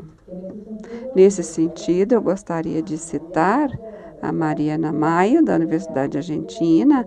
Eu tive a oportunidade de conhecê-la no Congresso Ibero-Americano de Docentes Universitários, dentro de um marco internacional ibero-americano, como é também este encontro, e ela fala do caráter daquilo que é colocado à disposição on demand, nos contextos culturais diversos e que podem ser levados à sala de aula. Não é uma coisa fechada. Ela fala dos conteúdos disciplinares já construídos, de cinema, por exemplo, e define isso como competências, mas isso é insuficiente, considerando a complexidade do conhecimento contemporâneo. Nas exposições anteriores, vimos que é preciso ter uma produção complexa para abordar esses conteúdos que estão em construção, inclusive, e para ser parte também desta construção, tanto no âmbito editorial, quanto no âmbito das instituições, professores e alunos, para a criação de materiais didáticos. O docente, então, tem que se unir, se incorporar a essas novas formas de expressão dos estudantes e fazer parte desse co-desenho com essas habilidades que incluem a criatividade. Esse é o âmbito dos materiais digitais. Então, como a natureza disso é bastante líquida, como a sociedade, temos que incorporar essa riqueza que temos como usuários, os estudantes de todas as idades. Existe complexidade na construção do conhecimento, neste ecossistema dos materiais digitais nos quais devemos transitar. O segundo âmbito seria a construção de itinerários pessoais aplicados, considerando também a aprendizagem ao longo da vida e também a motivação. A motivação, ela está sendo o centro, o foco agora no mundo da educação. Ela é um grande motor para que os estudantes tenham apego, carinho ao nosso programa de aprendizagem. Então, é preciso estar atentos aos estudantes, temos que ser observadores e os professores devemos incorporar também essas culturas da experimentação com acolhimento das estratégias e missões da instituição ou instituições públicas, privadas e públicas. Estamos perante uma metáfora, é como um laboratório digital de educação. Que ferramentas tecnológicas, então, podemos encontrar aqui? Aqui é fundamental a análise de dados. Nós temos muitos dados agora, mas dados que não são trabalhados, que não são interpretados, que não são consultados. Temos que ver como esses dados podem repercutir no desenho de uma plataforma, de um ecossistema, de um entorno, e que possam melhorar esse processo também para o aluno, para que ele saiba também como tomar decisões autônomas e possa dirigir o seu próprio ritmo de aprendizagem e de participação empoderada no processo de aprendizagem. Então, a análise de dados é interessante, se são registrados de forma anônima quanto à identidade dos estudantes, considerando, inclusive, os ambientes digitais que são necessários para a sala de aula presencial ou à distância, dentro das modalidades híbridas, etc. Então, como isso pode nos ajudar? Quando desenhamos um roteiro, o professor tem que imaginar esse ambiente de estudo digital. Nem sempre é tão intuitivo o passo que o aluno tem que dar. E nisso entra muito o índice de fracasso ou de abandono, porque no início do processo, o usuário, o estudante, muitas vezes não consegue identificar qual o próximo passo a seguir dentro do processo e não sabe a quem recorrer para resolver. Então, são vários cliques e é preciso ter uma rota, um roteiro de cliques e de passos que o estudante pode seguir no sistema digital. Também o desenho de materiais, essas atividades muitas vezes são passadas por alto, ou retém pouco a permanência do estudante, mas o processo pedagógico precisa, às vezes, deixar um pouco mais de tempo para algumas atividades, prever esse tempo e refletir por que e como resolver o desenho dessa atividade para melhorar a aprendizagem, ou também o contrário, trabalhar com aquelas atividades que realmente motivam e que às vezes o estudante faz mais de uma vez, porque considera importante para o seu processo de aprendizagem. Então, ele volta e revisa certos conteúdos e a análise de dados pode ajudar muito aos designers desses programas e também aos professores que pensam esses processos. Então, os diferentes programas do Instituto Cervantes, que temos com o Brasil, com apoio do Banco Central do Brasil, também com a Universidade Aberta de Minas Gerais, e num trabalho com o Instituto Cervantes de Belo Horizonte, no programa Ciências Sem Fronteiras, com a participação também do pessoal de Madrid, podemos analisar e melhorar a resposta nesse processo de aprendizagem para os estudantes. Por exemplo, a automatização de respostas, repensando o tempo que o estudante tinha para trabalhar no material. Então, um índice também de abandono é que quando o estudante perde o ritmo de aprendizagem, isso incide depois na sua falta de interesse ao grupo. Então, no Instituto Cervantes de Belo Horizonte, fizemos um trabalho vendo os cenários nos quais os estudantes estavam na rede e entravam no Facebook. E ali criamos uma sala de estudos para fomentar a participação e a inter-relação dos estudantes de forma espontânea dentro da rede. E assim buscamos integrar os materiais digitais com as videoconferências e as redes de Facebook, já que os estudantes gostavam de entrar nessas redes, então vimos que havia resultados nessa relação da motivação dos estudantes, quando eles têm protagonismo e possibilidades de se relacionar espontaneamente com os demais companheiros, pares e professores. Um terceiro cenário, nós falamos dos materiais digitais de qualidade, falamos de como as tecnologias afetam a construção do itinerário pessoal de aprendizagem e agora falaremos de um terceiro componente, que é a capacidade para criar redes de relações acadêmicas e sociais dentro dos entornos ou ambientes tecnológicos. Estamos falando de uma humanização dos ecossistemas digitais. E isso é interessante dentro e fora dos ecossistemas digitais. Por exemplo, ir às redes nas quais estão os nossos alunos, se eles estão em redes de mensagem inteligente, nos celulares, podemos pensar em construir, por exemplo, cenários de interação neste ambiente.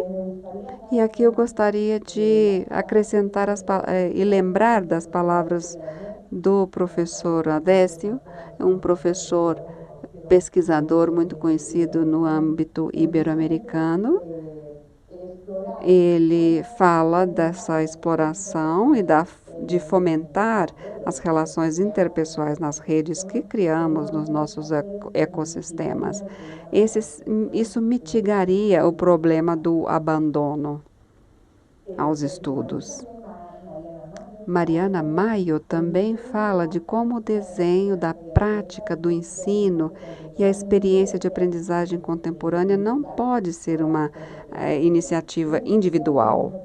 A iniciativa deve considerar o professor, que de forma isolada e independente aposta pelo desenvolvimento, e a instituição mesma também tem que ser como uma armação, tem que proteger e amparar essa visão, fomentar esse diálogo, permitindo liberdade para fazer a educação. Eu gostaria de terminar a apresentação. Eu sei que não vamos ter perguntas, mas eu quero terminar com perguntas que fazemos nós do Instituto Cervantes, como universidades e como pesquisadores. Perguntas básicas como: quais tecnologias sobreviverão? Pensando na competência, no desenvolvimento das competências pedagógicas digitais. E gostaria de falar aqui as palavras da Eliane Vallejo sobre quando ela fala das ciências e dos habitantes do terceiro milênio. Tudo avança cada dia mais rápido, as novas tecnologias já estão deixando de lado as anteriores. Os espaços se encurtam cada vez mais. Os mass media alimentam essas percepções. São inovações que chegam correndo como surfistas na crista da onda, mas os historiadores e os antropólogos lembram que nas línguas profundas, as mudanças são lentas. Com quais tecnologias, então, vamos ficar?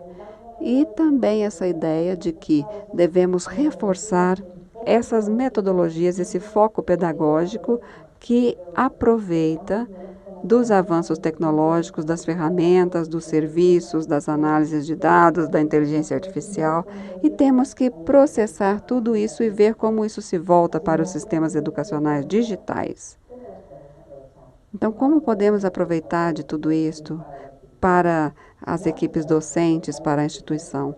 Qual é a responsabilidade da instituição digitalmente competente? Como o estudante pode participar deste projeto, deste ecossistema? E como pode colaborar para a construção da sua própria aprendizagem? Como ele pode ter protagonismo? Qual o protagonismo da instituição? E a instituição como pode ser competente? Como ela pode animar e desafiar a sua equipe docente? Observando, fazendo essa transferência, a própria instituição apoiando os docentes, apoiando outras instituições numa rede de equipes. Então, como apoiar e continuar apoiando o desenvolvimento das competências pedagógicas digitais e o docente, como essas competências podem conhecer ferramentas isoladas e qual é o papel que tem ao romper e conceitualizar essas mudanças de forma criativa e resiliente. E como trabalhar juntos e empoderar o processo educacional. Muito obrigado pelas exposições de todos. Vocês podem encontrar o meu perfil no LinkedIn e estou às suas ordens. Muitíssimo obrigado, Olga, pela tua apresentação. Nós estamos 30 minutos para lá do prazo que nos deram para terminar a nossa sessão. Então, eu peço que compreendas que temos de sair já e dirigir-nos para o encerramento desta sessão. Certamente, perguntas chegarão vindas dos participantes online e também dos que estão na sala, que podem usar o e-mail para te fazer questões, para te colocar questões. E voltando a agradecer a todos e cada um dos colegas que estiveram nesta mesa redonda e também todas as pessoas que estão na audiência remota e física aí em Brasília, a participação e a presença. Eu dou por encerrada esta sessão e entrego a condução da conferência à Larissa, que eu vejo que já está ali no pódio preparada para dizer as próximas palavras.